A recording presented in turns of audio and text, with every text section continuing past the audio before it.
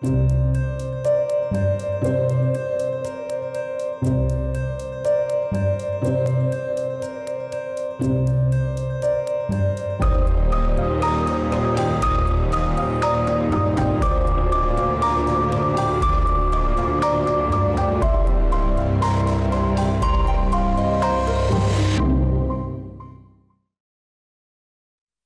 L'ombre des immortels de Patricia Perello, que j'ai lu, c'est un roman fantastique, on va dire un policier aussi, un petit peu. Il y a une partie enquête, oui. Il y a une partie enquête. Ça tourne autour de la sorcellerie, bien sûr. Il y a beaucoup de thèmes qui ont été développés. Les esprits, la réincarnation, la mythologie, le paranormal, la psychologie aussi, parce que la protagoniste est un petit peu stressée en permanence. Donc, en fait, pour faire un petit peu le pitch du livre, donc c'est Anna qui a 30 ans. Elle vit au Pays Basque et elle veut écrire un livre sur la sorcellerie et elle commence à s'informer sur la sorcellerie. Donc on suit les aventures d'Anna, en fait, qui est finalement, on va dire, poursuivie par un esprit maléfique, l'esprit maléfique, et elle va essayer de s'en sortir parce qu'en fait, il faut qu'elle sauve simplement sa vie. Tout à fait, c'est ça. Donc, il y a beaucoup de thèmes qui ont été abordés dans ce livre. Et moi, ce que j'ai beaucoup aimé, c'est qu'en fait, tout le livre a été très, très bien localisé. C'est-à-dire que là, au début du livre, on commence de suite chez Miremont, en prenant un thé. Après, on s'en va à Laro, on s'en va à Guétari, au Café Le Madrid à Guétari, que tout le monde connaît. Donc, vraiment, on arrive très bien à se localiser. Donc, très facilement, on se met dans le personnage.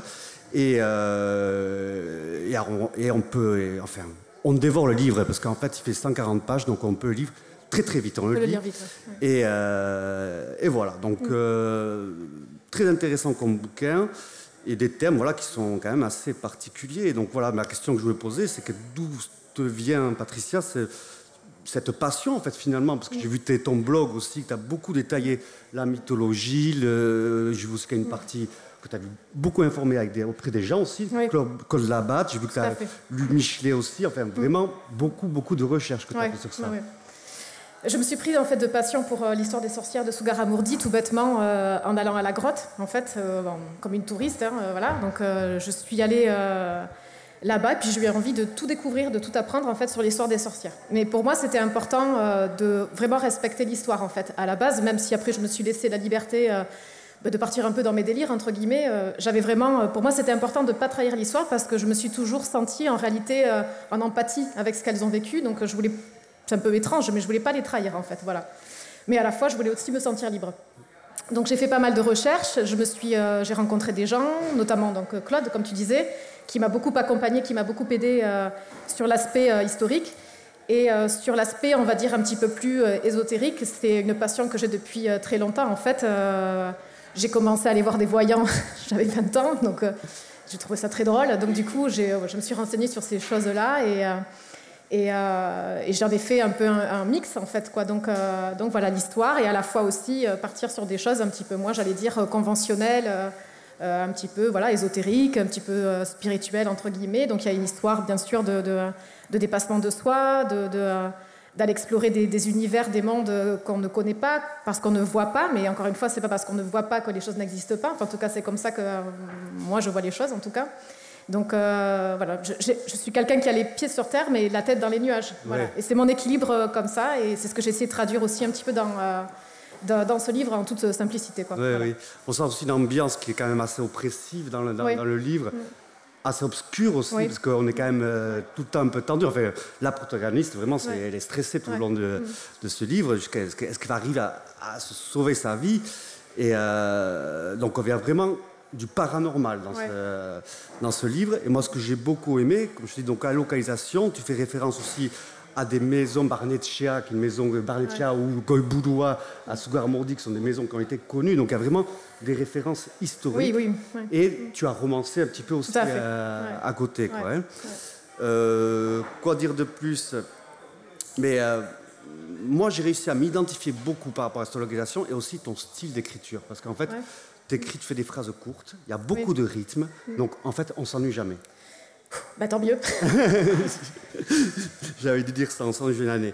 Et j'ai vu aussi que tu avais fait un blog où tu as fait plusieurs nouvelles. Et quand on lit tes nouvelles, mais on sent que ton monde, en fait, tout simplement, hein, ton monde, ton ambiance, toujours avec ses esprits, toujours un petit peu aussi le stress et la psychologie aussi. Parce qu'on sent que, par exemple, Anna, la protagoniste, à un moment dans le livre, on sent ses parents, ils pensent qu'elle est devenue folle en fait. Oui, ils pensent qu'elle a complètement vrillé en quelque sorte, mais c'est ça que j'aime bien explorer aussi, c'est quand on écrit sur ce style un peu fantastique, on explose un peu ces barrières-là en fait en réalité, donc on peut se permettre d'aller explorer, on touche un peu la folie, on touche un peu l'irréel, on ne sait pas où on est, si on est dans le réel, si on ne l'est pas.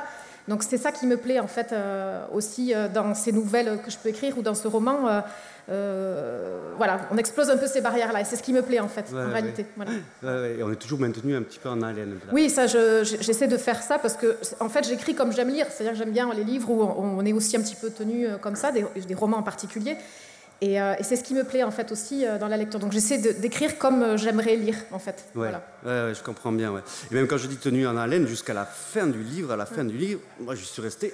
Est-ce qu'il va y avoir un deuxième livre? Ah. Vincent? Je suis resté comme ça. Mon éditeur voudrait que je fasse une suite, n'est-ce pas Vincent?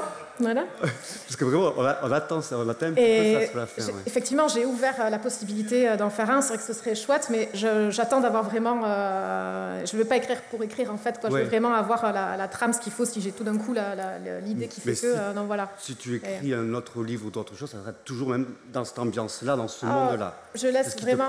ça me plaît, mais je pourrais tout à fait faire complètement autre chose aussi, en fait. Donc j'ai d'autres idées aussi qui sont un peu SF, un peu dans la science-fiction, etc., fantastique aussi, puis des trucs qui n'ont strictement rien à voir.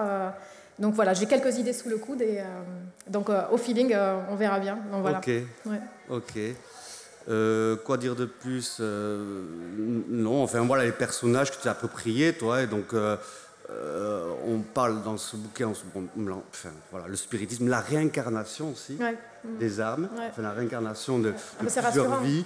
C'est quelque chose que moi je ne connaissais pas du tout, que j'ai un petit peu découvert. Enfin, c'est un peu mon monde ou pas, mais c'est intéressant. C'est intéressant. La réincarnation, c'est vrai que c'est une croyance en fait. Hein. Donc moi, encore une fois, il n'y a pas de dogme, je ne cherche pas à imposer des croyances en particulier. Je propose, les gens après adhèrent ou pas. Moi, c'est une croyance que j'ai et puis j'aime bien l'idée qu'on puisse, que les choses soient un cycle. Qu'il n'y ait pas de fin en, fait, en réalité, que ce soit en permanence, voilà, on naît, on meurt, mais on revit d'une autre manière, peu importe, mais c'est ce qui me plaît aussi. C'est ça, oui. Donc, voilà. Et dans cette réincarnation, on le sent bien au niveau du livre, parce qu'en fait, on est dans le présent, toujours, parce que le livre il commence en 2017, je crois, quelque chose comme ça, il finit 40 ans plus tard, je ne sais plus combien de temps plus tard, il finit très tard, mais on se plonge dans des chapitres, on se plonge complètement dans le passé, on n'est plus dans le présent, on revit l'histoire du passé. Donc voilà, cette histoire de réincarnation de passé, où toujours, pour moi, tu as bien décrit, et en fait, on vit vraiment ce qu'ont vécu ces sorcières, ces sabbats, ces aquelarres, etc. Ouais, on est dedans. Ouais, j'avais envie d'essayer de me mettre dans la peau, que le lecteur puisse se mettre dans la peau de ces personnages, et d'arriver à faire, voilà, justement, participer à ces fameuses réunions et qu'on le ressente en fait, quoi. Voilà, être sur un peu l'émotionnel en fait, c'est ça que j'ai essayé de traduire, enfin, de retranscrire. Ouais. Non, voilà. On le sent bien, on le sent bien. C'est fini, non? Je sais pas quoi dire de plus. Non, je vous le conseille vraiment, lire 140 pages, ça se lit très facilement. Très facilement, ça nous plonge dans le passé, dans le présent, tout en mélangeant un petit peu tout. C'est très intéressant. Je te remercie. Merci beaucoup. Bravo Antion. De s'être prêté au jeu du journaliste animateur.